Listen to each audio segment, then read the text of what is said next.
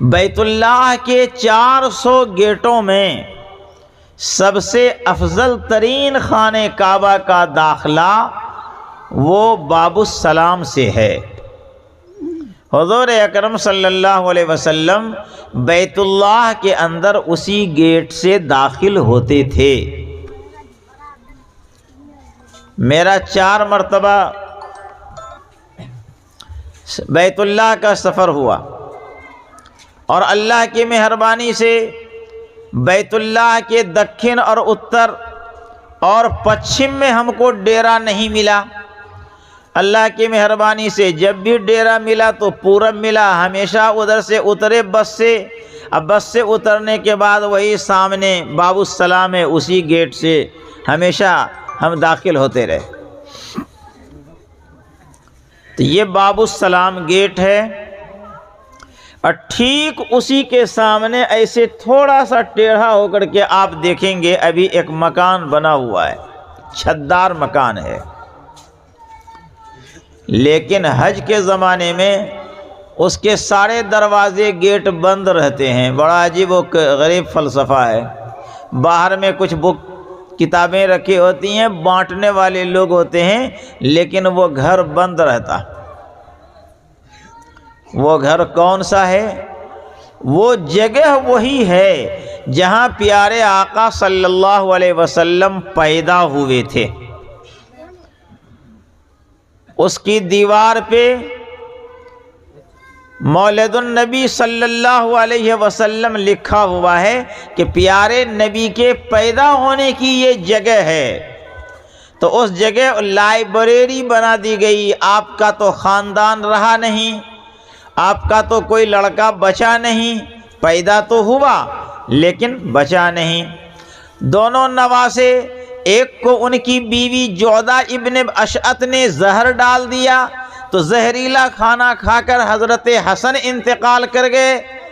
حضرت حسین نے پوچھا کہ اس زہر دینے والے کا بھیا نام بتا دو، تو انہوں نے کہا کہ اگر میں نام بتاؤں، خدا نہ خواستہ نام میں اگر بھول ہو جائے، غلطی ہو جائے تو بے گناہ آدمی کو قتل کرنا لازم آئے گا، اور اگر میں صحیح نام بتا دوں تو مجرم کو سزا ملے گی۔ میں تو یہ چاہتا ہوں کہ جس نے مجھ کو کھانے میں زہر دیا، ہدایت پہ اس کو موت ہو، اور جب کل میدان محشر میں میرے سامنے زہر دینے والے آویں اور اس کے اوپر اس جرم میں اللہ یہ سزا مسلط کر دیا ہو کہ اس کو جہنم رسید کر دو، اور میں وہاں پہ ہوں، تو میں اللہ رب العزت کے عرش کا پایا پکڑ کے میں اللہ سے عرض و التماس کروں کہ میں اس کی غلطی کو معاف کرتا ہوں، میرے خدایا اس کو میرے صدقے میں بخش دے۔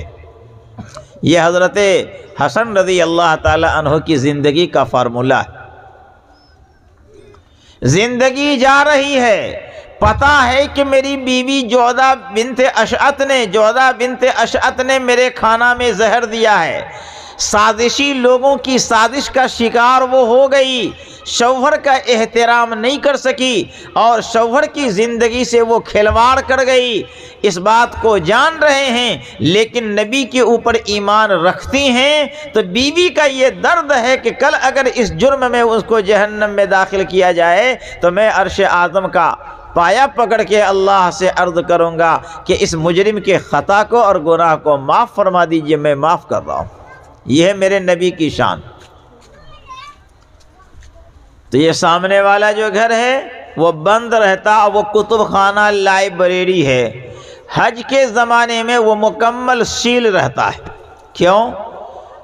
کہ بہت سارے لوگ نبی کی محبت میں اور نبی کی عظمت میں جب اس گھر میں داخل ہوں گے تو نہ معلوم کون کہاں گرے گا، کہاں پڑے گا، کہاں چومے گا، شرک اور بدعت پھیلانا شروع کریں گے۔ تو اہل عرب شرک کے معاملے میں بڑے سخت ہیں، بڑے سخت ہیں۔ شرک کو وہ جنم نہیں لینے دیتے۔ جہاں کہیں شرک سر اٹھاتا ہے تو وہیں اس کو کچل دینے کی کوشش کرتے۔ اب دیکھو کہ یہ پیارے آقا صلی اللہ علیہ وسلم کا سامنے میں گھر ہے، زیادہ دور نہیں ہے۔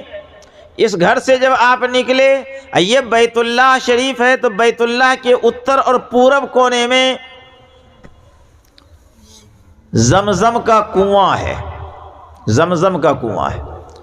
2009 میں جب میری حاضری بیت اللہ کو ہوئی تھی تو خانہ کعبہ کا کنواں جہاں تھا اس کے اوپر پٹڑا ڈال دیا گیا تھا، البتہ پانی دکھائی پڑتا تھا، لیکن اب اس طرح سے چھت دے کر کے پاٹ دیا گیا اور جدید ٹیکنالوجی کی بنیاد پر ایسی مضبوط مشینیں لگا دی گئیں اور اس طرح ماربل اور ٹائلز سے زمین کو سجا دیا گیا کہ آپ کو پتہ ہی نہیں چلے گا کہ یہاں پر کوئی کنواں بھی ہے۔ آپ کھوجتے رہیے، کوئی بتانے والا بھی نہیں ملے گا، کوئی دیکھا ہی نہیں ہے۔